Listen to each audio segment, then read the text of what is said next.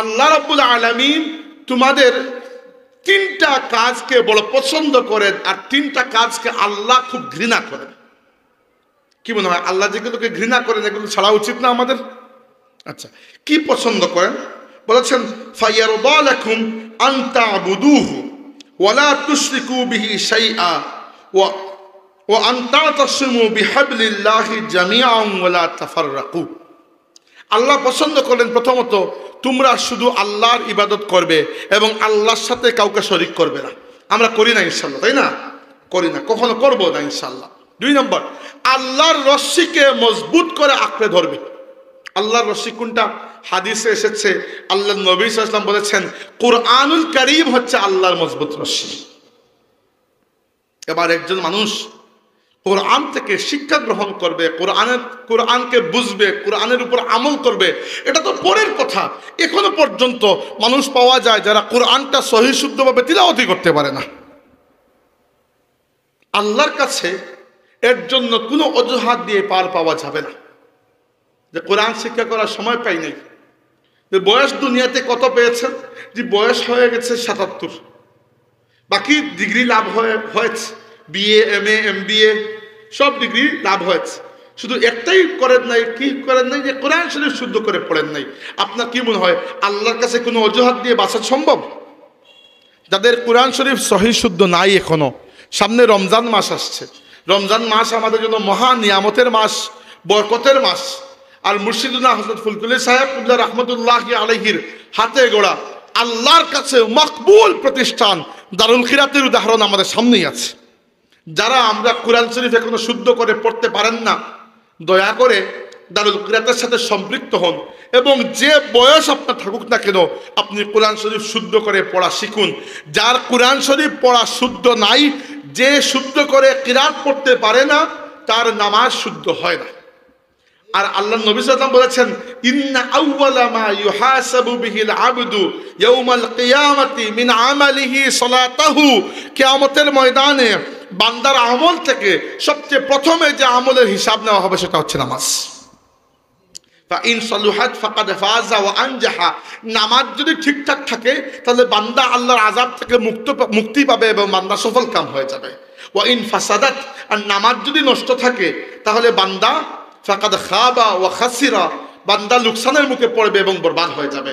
এবার নামাজ সমস্ত ইবাদতের মধ্যে মূল ইবাদত, আর নামাজ শুদ্ধ হওয়ার জন্য কোরআন শরীফ বিশুদ্ধ করে তিলাওয়াত করতে পারা জরুরি। তাই দয়া করে যাদের কোরআন শুদ্ধ নাই মনে রাখবেন, আল্লাহ নবী বলেছেন আল কোরআনু শাহিদুল লাকা আও আলাইকা। কোরআন কিয়ামতের ময়দানে মানুষের হয় পক্ষে সাক্ষী দিবে, আল্লাহর কাছে নইলে বিপক্ষে দেবে। এবার আপনি যদি জীবনেও কখনো কোরআনকে সিরিয়াসলি না নেন, গুরুত্ব না দেন, কোরআন শরীফ শুদ্ধ করে পড়তে একটুও আপনার সময় এনার্জি খরচ না করেন, টাকা পয়সা খরচ না করেন, কিয়ামতের দিন কোরআন আপনার পক্ষে নয় বরং বিপক্ষে সাক্ষী দেবে। এই জন্য আপনাদের কাছে আমি হাত জোড় করে আবেদন করছি, যিনি যে ভাষার, যিনি যে বয়সের, যার যে সোশ্যাল ইকোনমিক স্ট্যাটাস, যার যে অবস্থা, সব আপাতত এক সাইডে রেখে 1-2টা রমজান মাস কষ্ট করুন। কমপক্ষে নামাজে যে সূরাগুলো আমরা পড়ি, সাধারণত আমরা যারা হাফিজে কোরআন আমরা যে কোনো জায়গা থেকে পড়তে পারি, কিন্তু যেগুলো কমপক্ষে নামাজের সূরা হিসাবে আমরা চিনি, সূরা ফাতিহা এবং শেষের 10-12টি সূরা, এইগুলো কমপক্ষে একজন উস্তাদের কাছে অথবা দারুল কিরাতে ভর্তি হয়ে দস্তুর মতো সময় দিয়ে আপনাকে শুদ্ধ করতেই হবে। কারণ কোরআন শরীফ বিশুদ্ধভাবে পড়তে পারা ফরজে আইন। এটা এরকম নয় যে হুজুররা পড়লেই সবার খতম হয়ে যাবে, না না না, এটা ফরজে আইন, আপনার জন্য এটা জরুরি। এজন্য কি বলছিলাম আমি আপনাদেরকে, সে সম্মানিত হাজিরিন, আল্লাহ তাবারাকা ওয়া তাআলা সেই 3টা অভ্যাস পছন্দ করেন। কি কি? একটা হচ্ছে আমরা আল্লাহর সাথে অন্য কাউকে শরীক করব না। 2 নম্বর হচ্ছে আমরা আল্লাহর রশ্মিকে মজবুত করে আঁকড়ে ধরব। আর 3 নম্বর হচ্ছে ওয়ালা তাফাররাকু, আমরা আল্লাহর রশ্মি থেকে নিজেদেরকে আলাদা করব না, উম্মতের মধ্যে পার্ট পার্ট টুকরো টাকরা আলাদা করব না, উম্মতের মধ্যে আমরা ভাগ বিয়োজন করব না। এটাই তো। কিন্তু এই উম্মতের মধ্যে অনেক ভাগ অলরেডি হয়ে গেছে না? আপনি বলবেন ভাই আমি তো আর করি নাই, তাই না? দেখেন এই উম্মতের পুরো ইতিহাস যদি আপনি দেখেন, রাসূলুল্লাহ সাল্লাল্লাহু আলাইহি ওয়াসাল্লাম বলেছেন যে আমার আগের যে উম্মত বনি ইসরাইল, এই উম্মত 72টা দলে বিভক্ত হয়েছিল। কয়টা?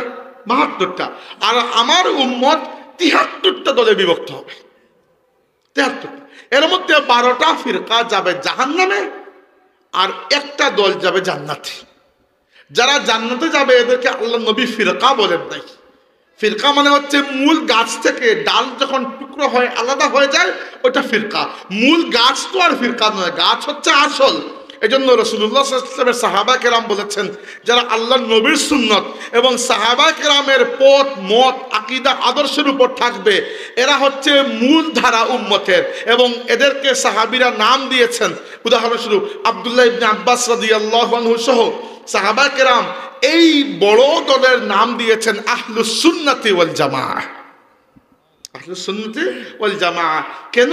কারণ যতটা দল গুমরাহ হয়েছে, খারিজি, শিয়া, মুতাজিলা, এরপরে আজকের যুগের কাদিয়ানি পর্যন্ত যারাই গুমরাহ হয়েছে, আল্লাহকে অস্বীকার করে কেউ গুমরাহ হয় নাই। এমনকি কাদিয়ানি কাফিররাও আল্লাহকে তো অস্বীকার করে নাই। তারা কি করেছে? রাসূলুল্লাহ সাল্লাল্লাহু আলাইহি ওয়াসাল্লামকে শেষ নবী মানতে তারা অস্বীকার করেছে। তারা তাদের ওই দাজ্জাল মির্জা গোলাম মোহাম্মদ কাদিয়ানিকেও নবী মনে করে। তাইলে আমাদের জন্য ইসলামের মূল ধারায় থাকার জন্য সবচেয়ে জরুরি আল্লাহ নবীর সুন্নত অনুসরণ। আর 2 নাম্বার হচ্ছে আল্লাহর রাসূলের সাহাবায়ে কেরামের জামাত, যেটা ওই জামাতকে অনুসরণ করা, নিজে নতুন আকীদা আবিষ্কার না করা। বুঝতে পেরেছেন? তাই রাসূলুল্লাহ সাল্লাল্লাহু আলাইহি ওয়াসাল্লাম সাহাবায়ে কেরাম যে পথে চলে গেছেন, আমরাও সে পথে চলবো। আর এই পথের নাম হচ্ছে আহলুস সুন্নাতি ওয়াল জামাআহ। বুঝতে পেরেছেন সেটা? আচ্ছা, তাইলে এখন এই উম্মতের পুরো ইতিহাস খুঁজে দেখেন আপনি, রাসূলুল্লাহ সাল্লাল্লাহু আলাইহি ওয়াসাল্লামের পর থেকে নিয়ে আজকের যুগ পর্যন্ত উম্মতের বড় অংশ 85 থেকে 87% মুসলমান সব সময় আহলে সুন্নাত ওয়াল জামাতের অনুসারে ছিল, এখনো ঠিক আছে আলহামদুলিল্লাহ। আর যত বাতিল ফিরকা 72টা যারা দল আছে, আমি তো আর গুনি নাই কোন 72টা, যারাই 72টা আল্লাহ নবী বুঝিয়েছেন যাদেরকে, এরা সবাই মিলে যত বাতিল ফিরকা আছে সব মিলে এই উম্মতের 13 থেকে 14% মাত্র। তার মানে কি? তার মানে বিশ্বের বেশিরভাগ মুসলমান এখনো আহলে সুন্নাত ওয়াল জামাত, তথা আল্লাহর কিতাব, আল্লাহর রাসূলের সুন্নত এবং সাহাবা কেরামের পথের উপর আছেন আলহামদুলিল্লাহ।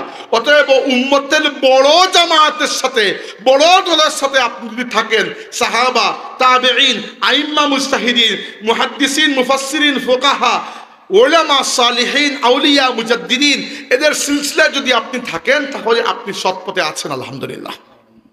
তাহলে আল্লাহ কি পছন্দ করেন? যে আমরা বাঁকা পথে যাব না, যে পথটা আল্লাহ নবী সাল্লাল্লাহু আলাইহি ওয়াসাল্লাম আমাদের জন্য রেখে গেছেন, যে পথকে সাহাবা কেরাম অনুসরণ করেছেন, আমরা সেই পথে থাকবো। এই 3টা আল্লাহ পছন্দ করেন।